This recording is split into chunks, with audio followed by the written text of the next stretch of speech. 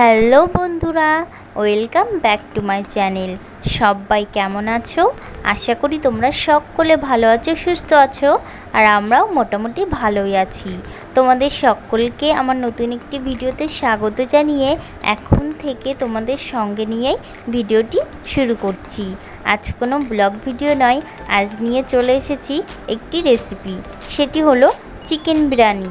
এদিকে দেখো মাংসটা ঢেলে নিয়েছি, আর এই যে চালটাও ভিজিয়ে দিয়েছি। এবার আমি সব মশলাপাতি একে একে কেটে নেব। জানো তো বন্ধুরা, অনেক দিন ধরেই একটু বিরিয়ানি খেতে ইচ্ছা করছিল।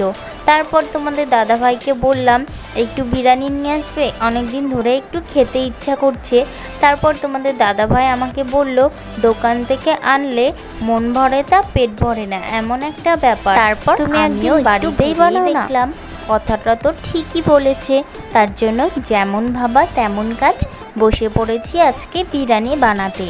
প্রথমেই তার জন্য এই যে পেঁয়াজগুলো ছাড়িয়ে কেটে নিলাম, এখন আমি টমেটোটাও কেটে নিচ্ছি। এদিকে আবার তোমাদের দাদাভাই আমাকে রসুন ছাড়িয়ে হেল্প করে দিচ্ছে। তারপরে এই যে আলুর খোসাগুলো ছাড়িয়ে আলুগুলো ভালো করে ডুমো ডুমোভাবে কেটে নেব। তো বন্ধুরা, তোমরা ভিডিওটা কন্টিনিউ দেখতে থাকো, আশা করি ভিডিওটা তোমাদের অনেক ভালো লাগবে।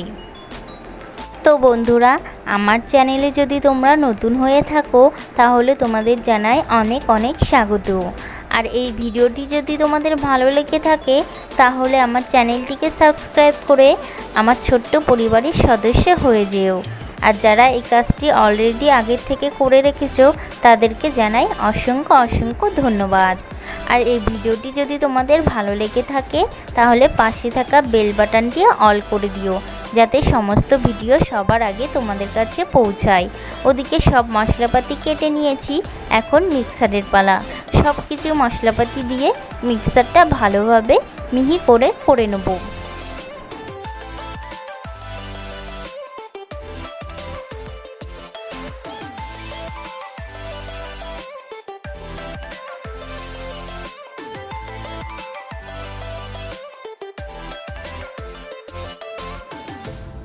আলুটা সেদ্ধ বসিয়ে দিলাম। আলুটা কিন্তু পুরোপুরিভাবে সেদ্ধ করব না, হালকা বয়েল হবে তেমনই সেদ্ধ করে নেব। এদিকে তার জন্যই ডিম আলুটা বসিয়ে দিয়েছি। তারপর ডিম আলুটা নামিয়ে এখন আমি কড়াইটা বসিয়ে দিলাম। আর এখন এই যে বেরেস্তা করব প্রথমে, তার জন্য পেঁয়াজগুলো একটু ভালো করে হাত দিয়ে কষলে মাখিয়ে নিলাম। তারপর এই যে কড়াইতে দিয়ে দিলাম তেল, তারপরে দিয়ে দিচ্ছি 2 চামচ মতন ঘি। আর বেরেস্তা করব তার জন্য 2 চামচ মতন ঘি দিয়ে দিলাম। বেরেস্তার থেকে কিন্তু খুব সুন্দর একটা ফ্লেভার বের হয়। এদিকে পেঁয়াজটাও দিয়ে দিয়েছি। এবার আমি ভালোভাবে লাল লাল করে পেঁয়াজটা ভেজে নেব। তো প্রায় পেঁয়াজটা আমার ভাজা ভাজা হয়ে গেছে, দেখো আর বেশি ভাজবো না, তাহলে পুড়ে যাবে। এখন আমি বেরেস্তাটা নামিয়ে নেব।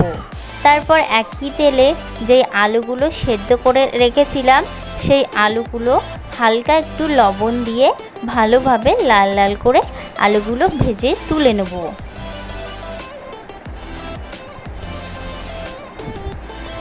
তারপর এই যে দেখো আলুগুলো লাল লাল করে ভেজে নিয়েছি, এখন আমি এক একটা করে আলু তুলে নেব।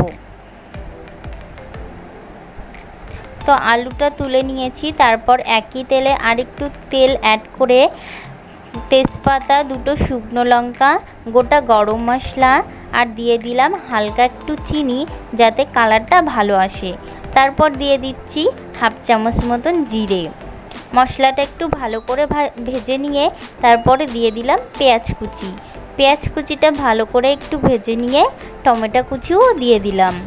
এবার একটু ভালোভাবে টমেটো আর পেঁয়াজটা একটু কষিয়ে তার মধ্যে দিয়ে দেব মশলা। এই যে মশলাটাও দিয়ে দিয়েছি। এখন আমি ভালো করে কষিয়ে মিক্সির জারটা ধুয়ে জলটা দিয়েও ভালো করে একটু কষিয়ে নেব।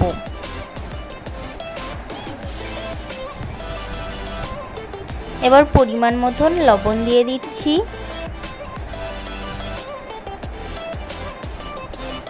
মশলাটা কিন্তু ভালোভাবেই প্রায় কষানো হয়ে গেছে। এখন আমি দিয়ে দেবো বিরিয়ানি মশলা,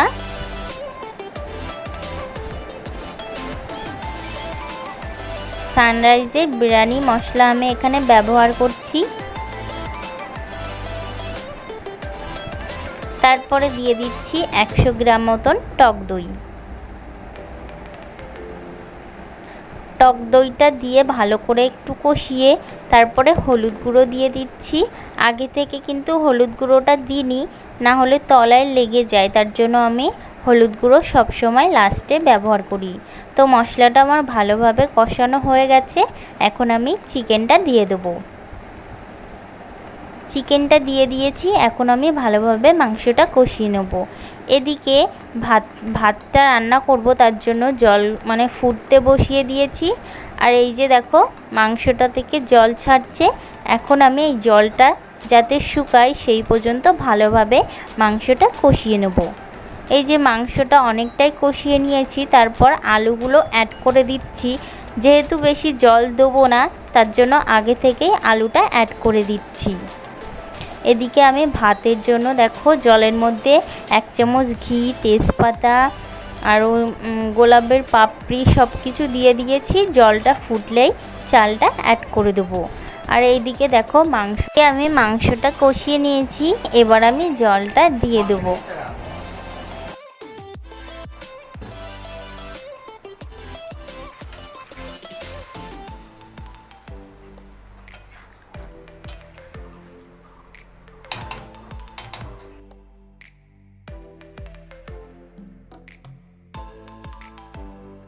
এবার আমি ঢাকা দিয়ে কিছুক্ষণের জন্য মাংসটা রান্না করে নেব। এদিকে আমার ভাতের জলটাও গরম হয়ে গেছে। এবার আমি যে চালটি ভিজিয়ে রেখেছিলাম ভালোভাবে জল ঝরিয়ে চালটি ভাতের হাঁড়িতে দিয়ে দেবো। এই দেখো চালটা কিন্তু খুব ভালোভাবে ভিজে গেছে। আর ভিজানো চালের ভাত কিন্তু খুব ঝরঝরে হয়। এদিকে আমার মাংসটা প্রায় হয়ে গেছে। এর মধ্যে আগে 2-3 বার নেড়ে দিয়েছিলাম, তোমাদের সেটা দেখানো হয়নি।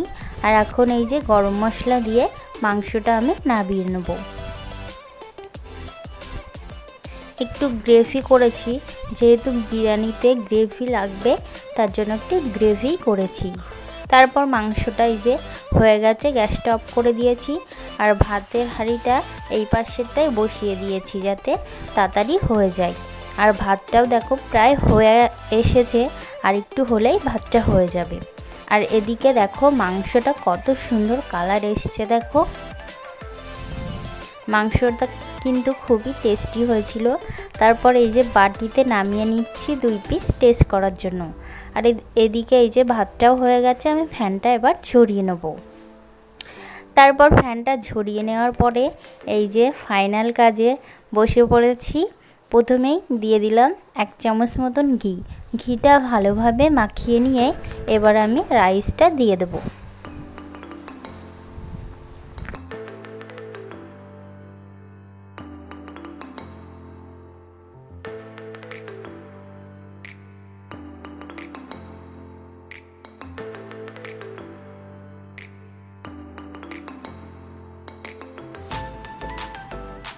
ভাতটা ভালোভাবে ছড়িয়ে দিয়েছি। এখন আমি গোলাপ জল, কেওড়া জল, বেরেস্তা, বিরিয়ানি মশলা আর যা যা দেয় সব কিছু দিয়ে ভালোভাবে লেয়ারটা সাজিয়ে নেব।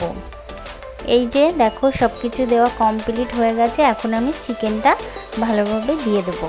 আর যে গ্রেভিটা, ওই গ্রেভিটা কিন্তু মাঝখানে দেবো না, চারিদিকে ছড়িয়ে দেবো গোল করে। তো আমি বিরিয়ানিটা সাজাতে থাকি, আর তোমরা ভিডিওটা স্কিপ না করে পুরোটা দেখতে থাকো। বন্ধুরা, বিরিয়ানি খেতে তোমাদের কার কার ভালো লাগে কমেন্ট করো। আমার তো বিরিয়ানি সবথেকে প্রিয় খাবার। তো এই যে প্রায় লেয়ারটা সাজানো কমপ্লিট হতে চলেছে। এই ভাতের ওপরের এই লেয়ারটা দিয়ে দিলেই হয়ে যাবে।